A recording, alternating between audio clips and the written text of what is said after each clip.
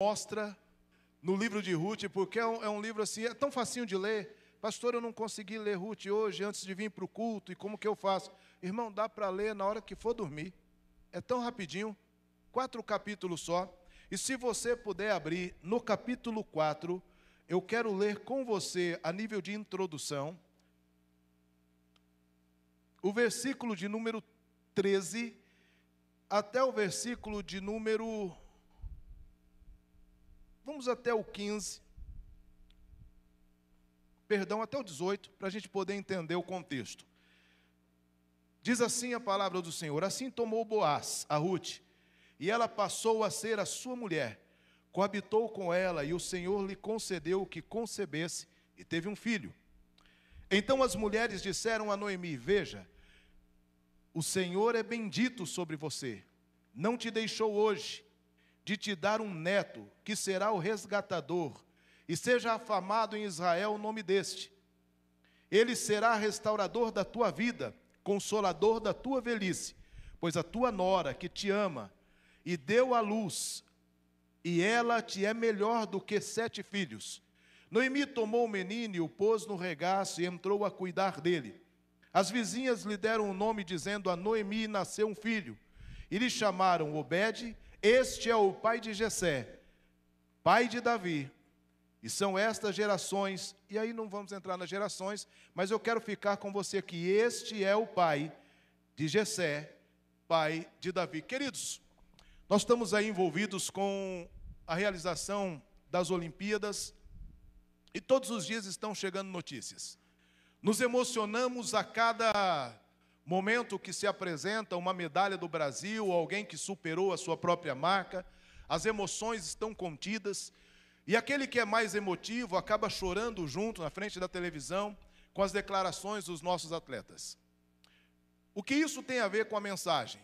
São notícias que chegam até nós. Agora eu digo a você, nós vivemos num tempo em que as notícias que têm chegado até nós geralmente não são notícias benéficas.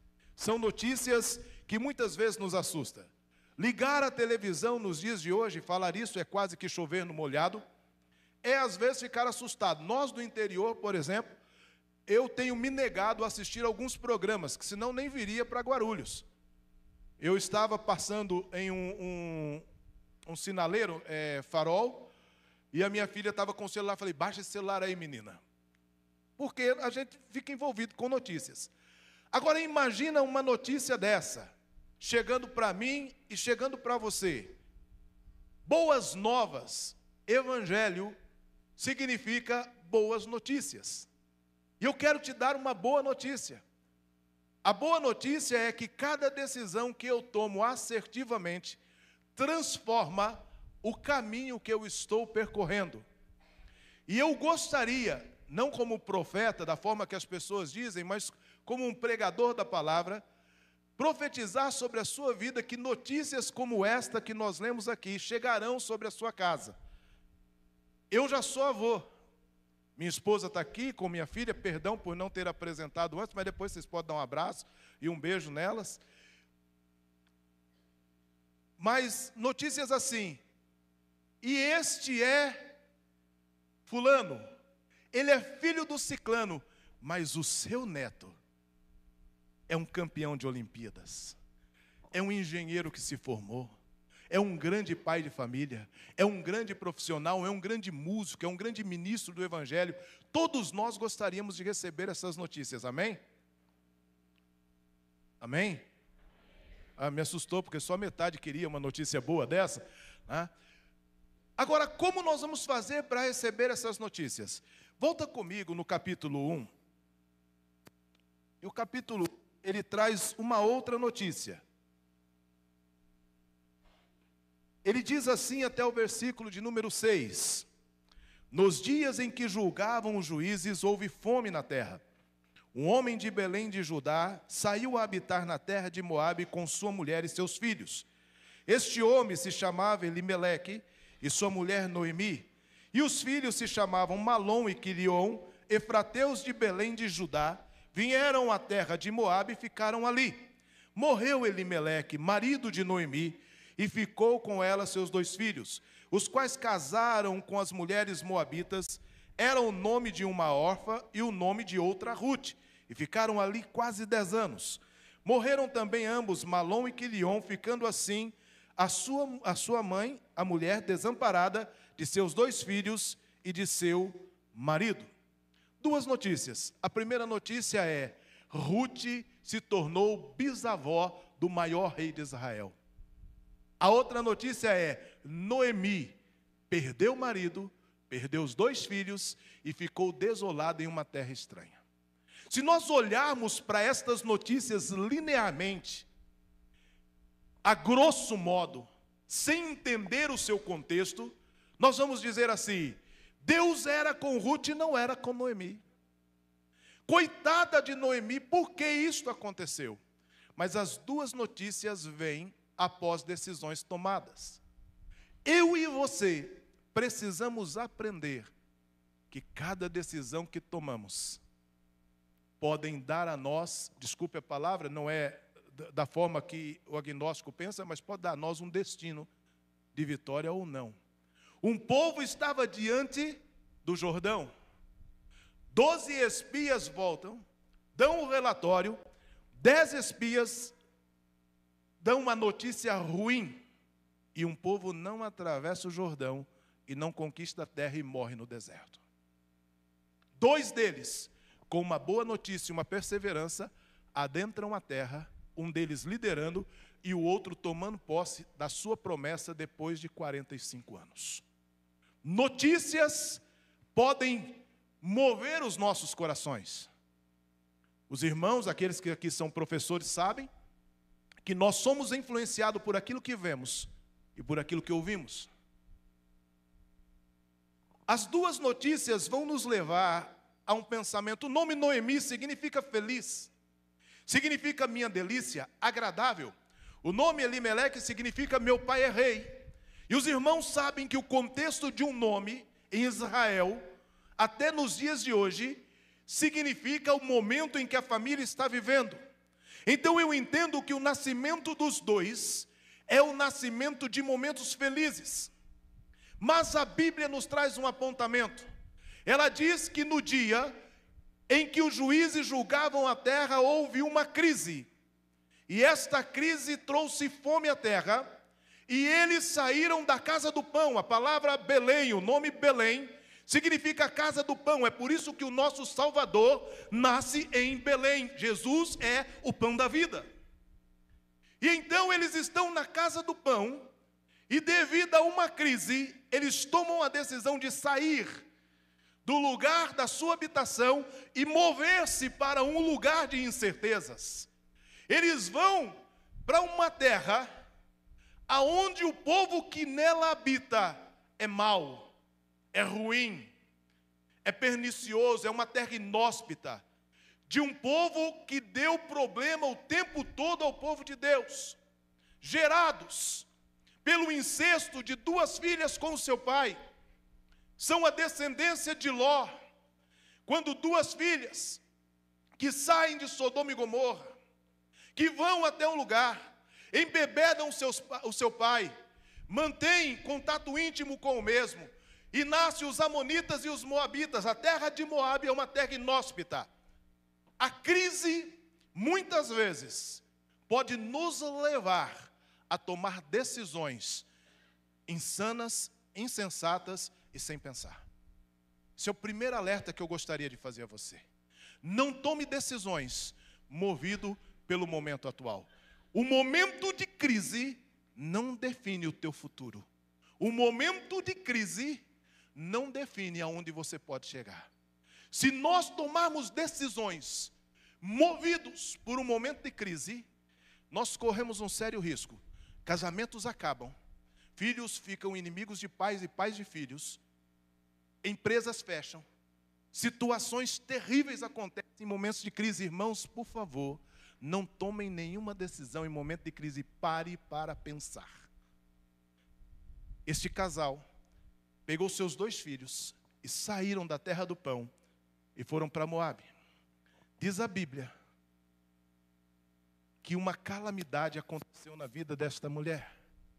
a morte chega, a viuvez, seus filhos casam-se com mulheres moabitas, mas os seus filhos também morrem. Esta mulher, que o nome era Minha Delícia, ouve dizer que Deus atendeu a sua terra, e ela diz: eu vou voltar.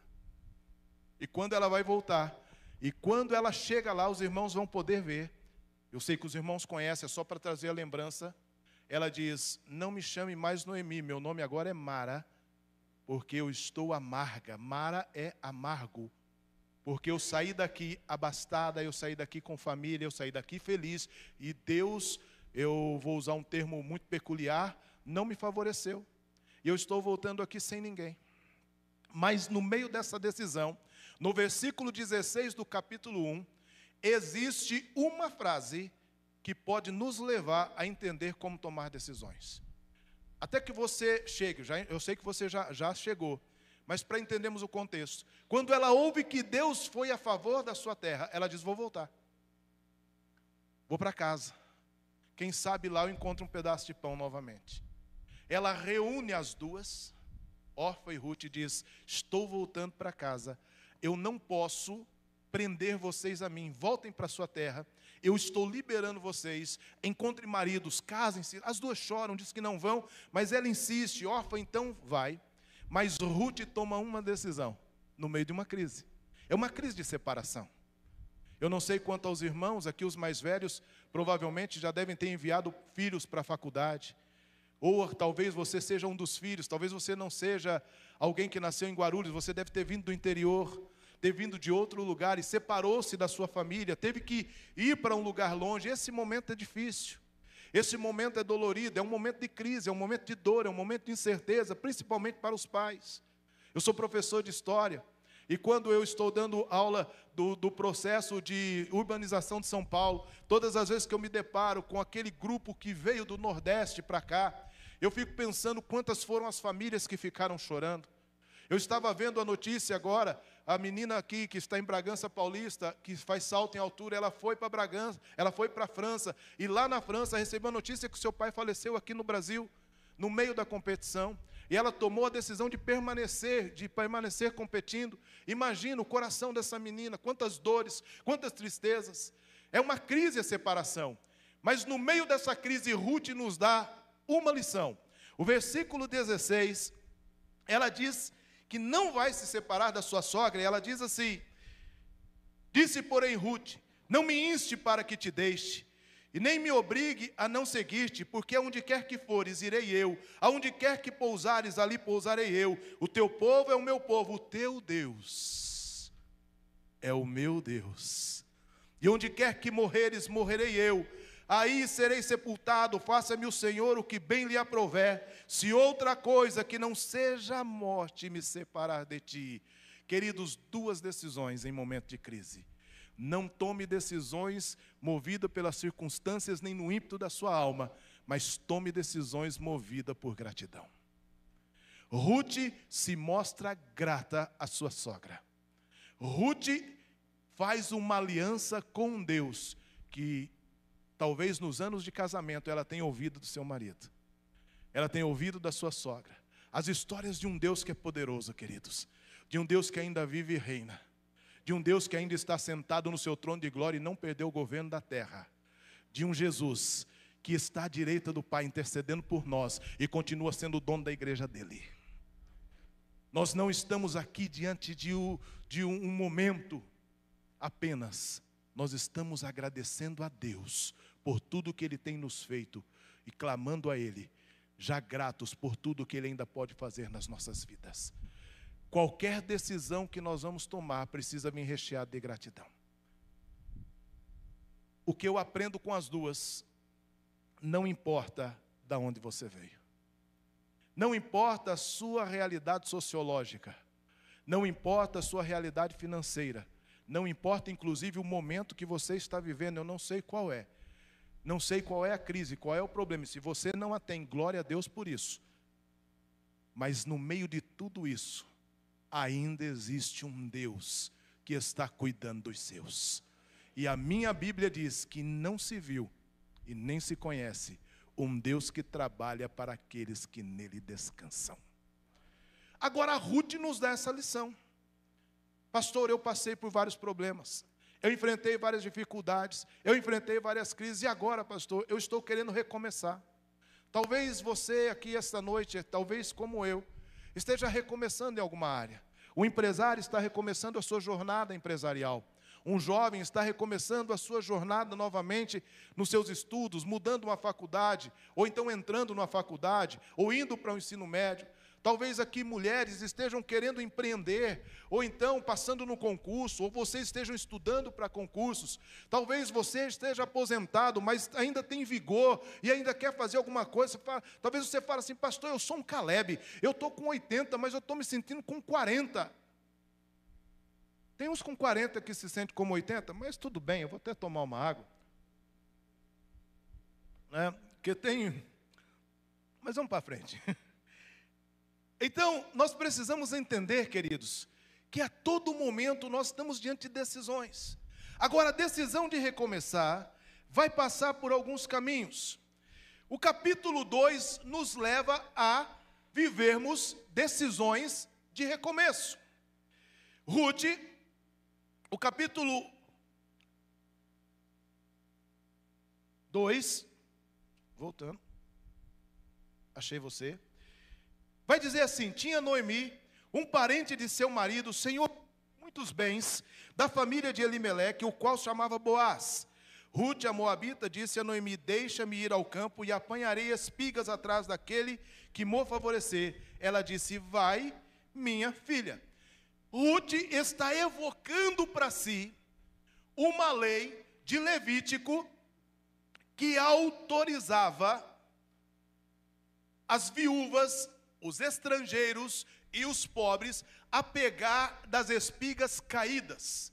Das espigas que caíam, elas iam atrás dos segadores, podendo pegar aquilo para sua subsistência.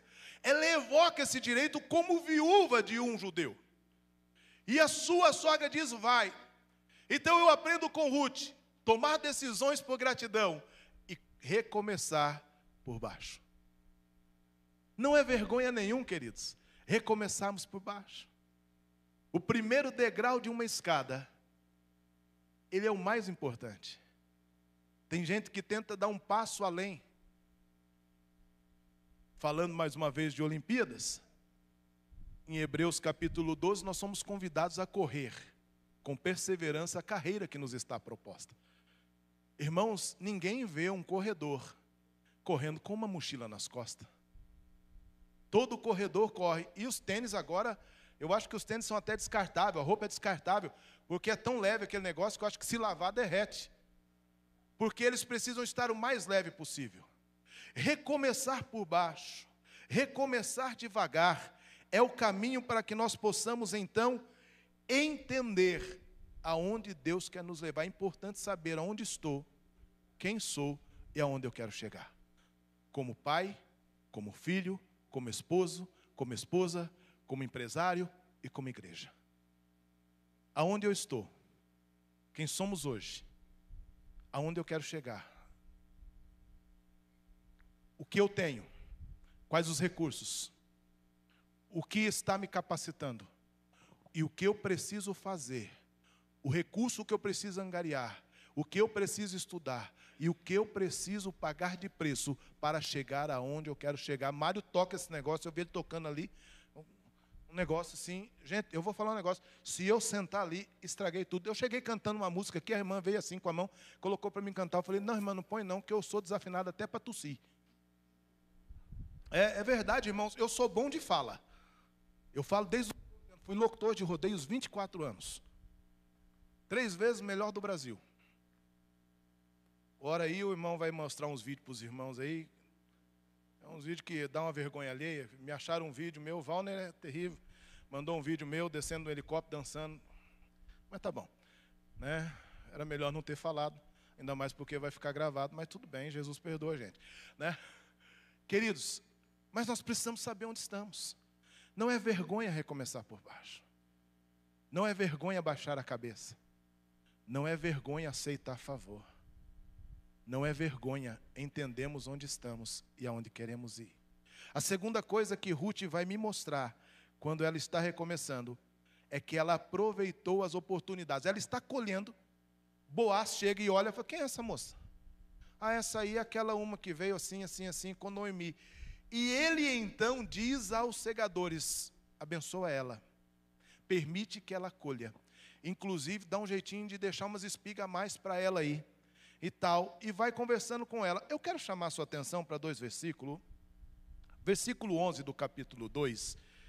Eu acho que esse é um dos versículos que explodem dentro do meu coração, quando eu estou lendo Ruth. Diz assim, respondeu-lhe Boaz, bem me contaram tudo quanto fizestes a tua sogra, depois da morte de teu marido, como deixastes teu pai e tua mãe, e a terra onde nasceste e vieste para um povo que dantes não conhecia. O Senhor retribua o teu feito, seja cumprida a tua recompensa do Senhor Deus de Israel, sob cujas asas vieste buscar refúgio. Ô meu irmão, desculpa a minha emoção, mas todos o quanto buscam refúgio debaixo das asas do Senhor, encontrarão dele recompensa. Nós temos o hábito de abrir o Salmo 91, em algumas casas está até amarelado as páginas. E declaramos que aquele que habita no esconderijo do Altíssimo, a sombra do Onipotente descansa. Eu vejo tantos irmãos que não têm descanso, que não têm paz, que vivem, como diz os nossos irmãos pentecostais, de deserto em deserto, de problema em problema, de luta em luta, de confusão em confusão. Deus não é Deus de confusão, queridos. Deus é Deus de desafios, não de confusão. Nós vivemos tantas coisas assim, é porque nós não estamos habitando debaixo do esconderijo do Altíssimo. Porque debaixo do esconderijo do Altíssimo o meu umbigo fica de lado. Debaixo do esconderijo do Altíssimo o meu desejo não é mais meu. O meu querer não é mais meu, mas é o dele, porque dele e por ele são todas as coisas. Ruth tomou uma decisão por gratidão, e quando ela diz, o teu Deus será o meu Deus, ela aceita a presença desse Deus, e Boaz diz, abençoa a vida dela, e quando ele vai falar com ela, eu serei aquele que vai te abençoar, ela se prostra, ela se dobra diante dele, e quando ela se dobra diante dele, ela pergunta, quem sou eu? Uma estrangeira, para que você possa me acolher. Boaz, ele diz assim, bem sei, porque a notícia já correu, a notícia que tem que correr é boa notícia.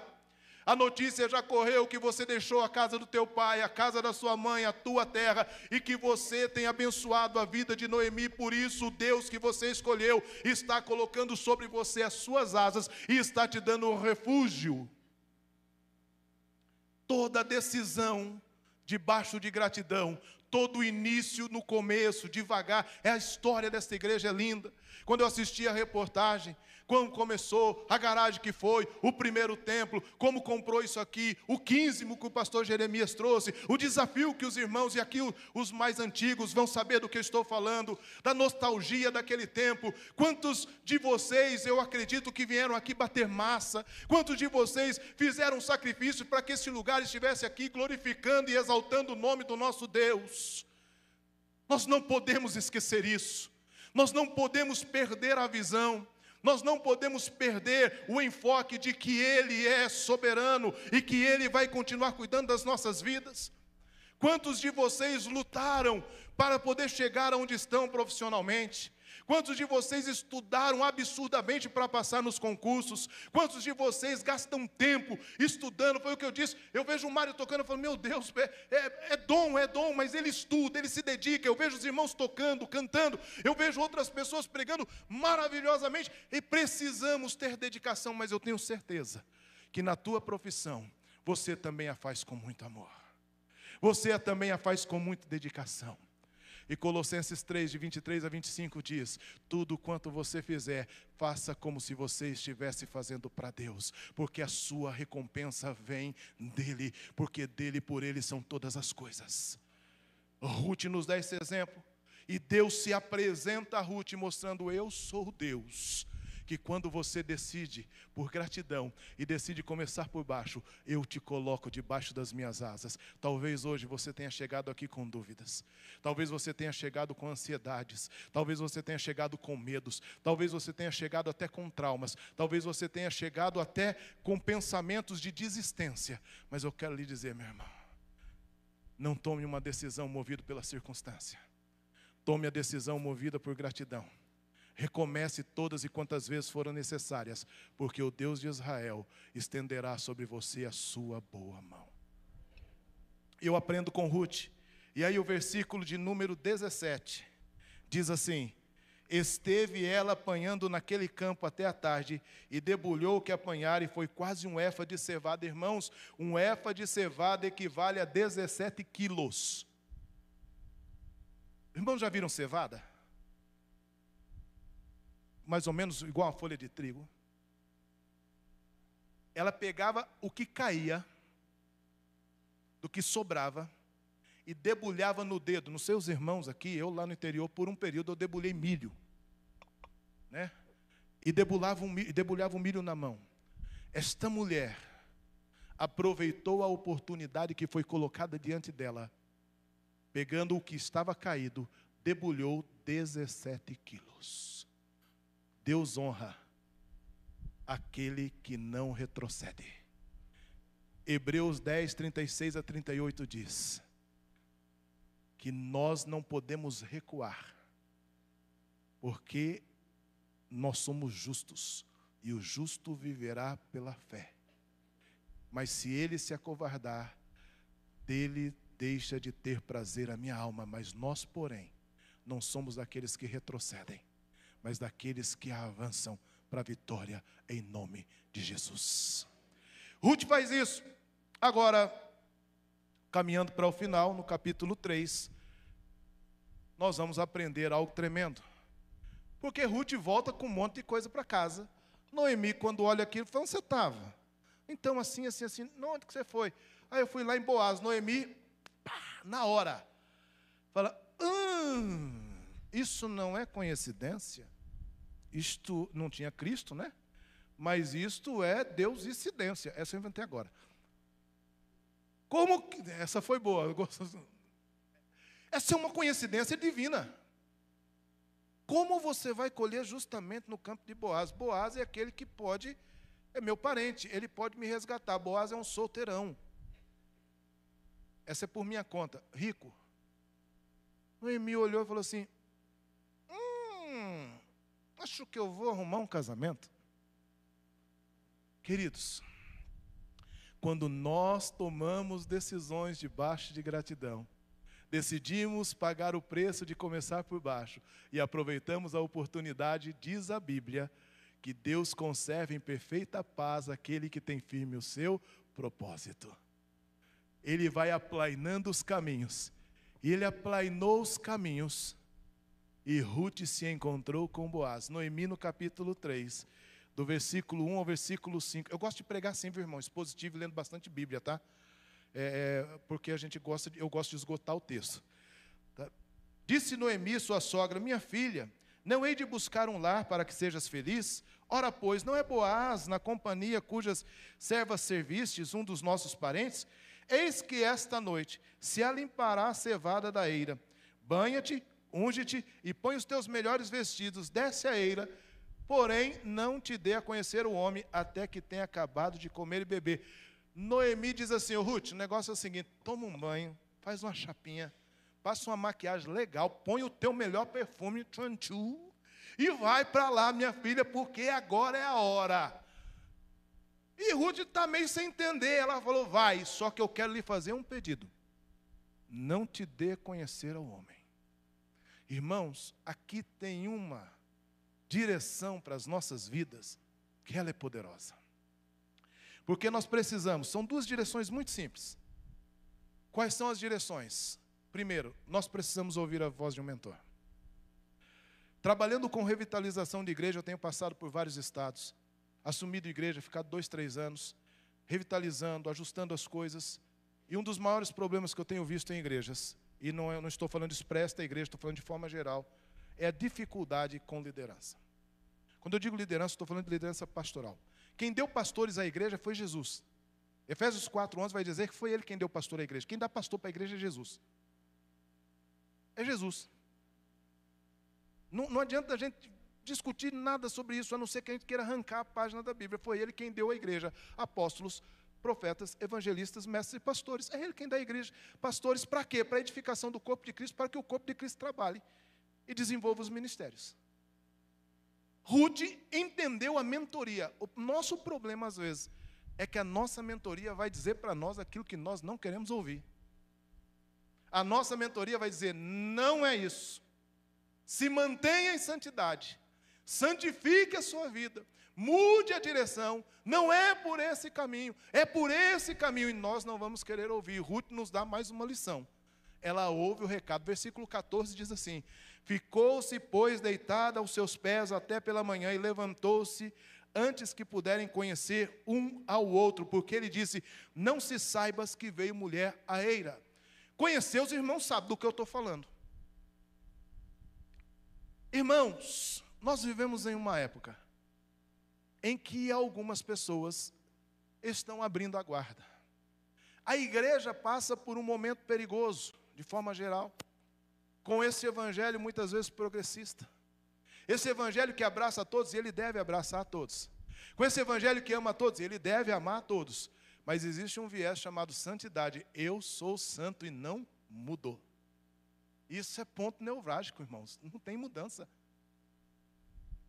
Noemi diz, mantenha-se santa. E a Bíblia diz que ela manteve-se santa. Eu acredito que se ela tivesse ferido a direção da sua mentora e a santidade que ela requereu, porque Deus estava requerendo essa santidade, talvez Boaz não tivesse se inclinado para ela. Mas quando Boaz viu em Ruth todas essas características positivas, ele disse, vou casar com essa mulher. Essa mulher é a mulher. Boaz significa resgatador. Depressa. E diz a Bíblia, então, que ele se levanta. E aí é o último ponto que eu quero destacar com os irmãos, e eu preciso ler. São 12 versículos aqui do capítulo 4. E eu preciso ler para nós entendermos, fecharmos e orarmos e desfrutarmos de uma ceia de muito amor, de muito carinho e, irmãos, em nome de Jesus, de muito abraço. De muito abraço e beijo. Hoje, essa noite, essa ceia precisa ser dessa forma. Diz assim o capítulo 4, Boaz subiu à porta da cidade, assentou-se ali, eis o resgatador que Boaz... Deixa eu entender o contexto para os irmãos. Quando ele diz, eu vou te resgatar, Ruth, você vai para casa, mas você vai esperar lá, porque eu não sou o primeiro. Tem um que está na minha frente, e se ele quiser te resgatar, eu não vou poder fazer nada. Isso mostra respeito. Se ele tivesse conhecido Ruth, talvez ele pudesse casar com ela. Talvez ele tivesse tudo bem com ela. Ele ia casar, todo mundo ia aceitar, ele tinha dinheiro, ele era famoso ali, etc. Mas iria entrar pela janela. Nós precisamos fazer as coisas direito, para que as portas estejam sempre abertas. E ele então vai lá para esse resgatador. Imagina, a Ruth lá esperando. Ele lá esperando o resgatador chegar. Esse é o viés da fé. Hebreus 11:6 vai dizer que sem fé é impossível agradar a Deus. Importa que eu e você, quando chegamos diante dele, tenhamos fé que ele existe e ele é galardoador. A palavra do grego é presenteador daqueles que o buscam. Amém? Se você veio com fé, ele quer te dar presente, irmão. E diz assim, Boaz subiu à porta da cidade e assentou-se ali. Eis o resgatador que Boaz havia falado e ia passando. Então lhe disse, ó fulano, chega aqui, assenta-te. E ele se virou e assentou. Então Boaz tomou 10 homens de anciões da cidade e disse, assentai-vos aqui, e assentaram-se. Disse o resgatador, aquela parte da terra que foi de Elimeleque, nosso irmão, Noemi, que tornou a terra dos moabitas, tenha para venda. Resolvi, pois, afirmar-te isto, dizendo-te, compra na presença desses, e estes estão sentados aqui, e na do meu povo, se queres resgatá-la, resgata. E não declarou-mo para que eu saiba, pois outro não há senão tu, que a resgate, e eu depois de ti. Respondeu eu resgatarei. Eu imagino que o coração de Boaz saiu pela boca. Porque quando ele falou resgata lá, a esperança é que ele não resgatasse. Mas quando ele falou resgata, ele falou eu vou resgatar. Eu imagino que Boaz falou assim, pronto, meu casamento acabou. Agora, tadinha da Rutinha. Rutinha, agora eu não vou casar. Mas Boaz era um homem de estratégia. Nós precisamos ter estratégia, irmãos. Tem hora que a gente precisa ter muita estratégia. Olha a estratégia de Boaz. Boaz diz assim, disse, porém, Boaz, versículo 5, no dia em que tomares a terra da mão de Noemi, também a tomarás da mão de Ruth, a moabita, já viúva, para suscitar o nome do esposo falecido sobre a herança dele. Então disse o resgatador, para mim não poderei resgatar, para que não prejudique a minha. Redime tu o que me cumprir a resgatar, porque eu não poderei fazê-lo. Este era outrora o costume de Israel. Quando resgatastes e permutas, o que ocorria confirmar qualquer negócio, tirava o calçado e dava ao seu parceiro, assim se confirmava negócio em Israel. Boaz falou assim: tudo bem então, pode resgatar, só que tem a Ruth lá. Você vai resgatar, você tem que casar. Aí um falou: não dá para casar, então resgata você mesmo. E Boaz falou assim: oh, glórias. Eu imagino Boaz, eu acho que Boaz ficou até meio pentecostal, né? Eu acho que por dentro ele falou assim: oh, glórias. E ele disse: ok, então, estamos aqui as testemunhas, tirou o sapato. Isso é um sinal de humildade. É aquele mesmo velho ditado que nós dizíamos, é no fio do bigode. E aí ele tirou, resgatou, e nós começamos esse culto lendo o que esse resgate deu. Ele casou com Ruth, eles foram felizes, eles tiveram um filho que chamou Obed, que é o pai de Jessé, que é o avô do rei Davi. Queridos, os irmãos sabem quantas mulheres aparecem na genealogia de Jesus? 3. 2 delas, mulheres inóspitas aos nossos olhos. 2 delas, mulheres que talvez fossem rejeitadas por nós. Raabe e Ruth. Ruth aparece na genealogia, se torna bisavó do maior rei de Israel, porque ela decidiu, um dia na sua vida, honrar a sua sogra. Tomar uma decisão movida por gratidão. Recomeçar por baixo. Fazer tudo com diligência, como se estivesse fazendo ao Senhor. Manteve-se em santidade e aguardou pelo objeto da fé a boa-vinda de Deus sobre a sua vida. E por isso ela foi abençoada. Eu não sei, você pode me ajudar? Eu não sei, queridos, o que você veio buscar aqui essa noite. Talvez o seu coração estivesse cheio de ansiedade. Talvez o seu coração estivesse cheio de dúvidas. Talvez você esteja ainda assim. Mas se eu puder te dar um conselho, como pastor, 22 anos no altar do Senhor, vendo vidas e mais vidas sendo transformadas, e vendo a minha vida sendo transformada todos os dias. Um homem que era órfão, que perdeu a mãe aos 8 anos de raio, relâmpago. Minha mãe foi colher tomate para fazer meu aniversário de 8 anos, caiu um raio e matou minha mãe. Traumatizado porque dia 21 de setembro seria meu aniversário, ela foi colher no dia 14 para fazer minha festa. Criado por uma senhora baiana, analfabeta, que o único jeito que ela tinha para me educar, às vezes era me espancando. Criado por uma tia, que me espancava diariamente, não sei porquê. Que uma vez puxou minha orelha com tanta força que descolou minha orelha da cabeça. Vivendo da lavagem, porque ia para a escola e ficava esperando o resto da sopa. E antigamente a sopa não era isso que tem agora. Eu sou professor, eu sei o que os alunos comem. Era um tacho, jogavam um negocinho desse tamanho assim, o negócio virava, parecia aquele peixe, boi, ficava um negócio, virava para 300. O resto daquilo era colocado no caldeirão, ia para a roça trabalhar e nunca me envergonhei disso. Que se tornou peão de rodeios, depois locutor de rodeios, mas Deus me chamou para o ministério. E eu entendi a restauração, um homem que não acreditava em família, que hoje tem uma mulher, 2 filhas lindas, que eu amo, e vivo por elas e com elas o tempo todo.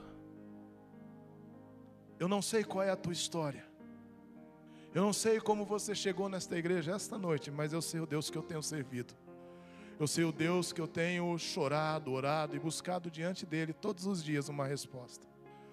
E eu sei que hoje, se você entender e tomar uma decisão por esse Deus, Ele pode te levar a desfrutar desta bondade e misericórdia. Eu não conheço os irmãos, mas talvez aqui no nosso meio exista alguém que ainda não tomou uma decisão por servir o nosso Jesus. E eu não posso, queridos irmãos, terminar uma mensagem dessa sem lhe dar a oportunidade de ter um encontro com esse Jesus. Essa família chamada Igreja Batista em Vila Barros, ela está aqui para te abraçar, para te ajudar nesta caminhada. Se existe alguém aqui hoje que já até foi em igreja, que já até frequentou a igreja, de repente você já até foi batizado, mas ficou longe dos caminhos do Senhor, e hoje quer voltar, e hoje quer erguer a mão e dizer assim: Senhor Jesus, eu quero que o Senhor entre no meu coração, muda a minha história de vida, transforma a minha vida, como transformou a vida de Ruth. Talvez a sua vida seja dor, sofrimento, angústia. Talvez você tenha errado lá atrás, cometido uma falha. Sim, nós erramos, irmãos. Mas nesta noite Ele está aqui. E Ele se apresenta para nós como nosso resgatador. Eu queria que você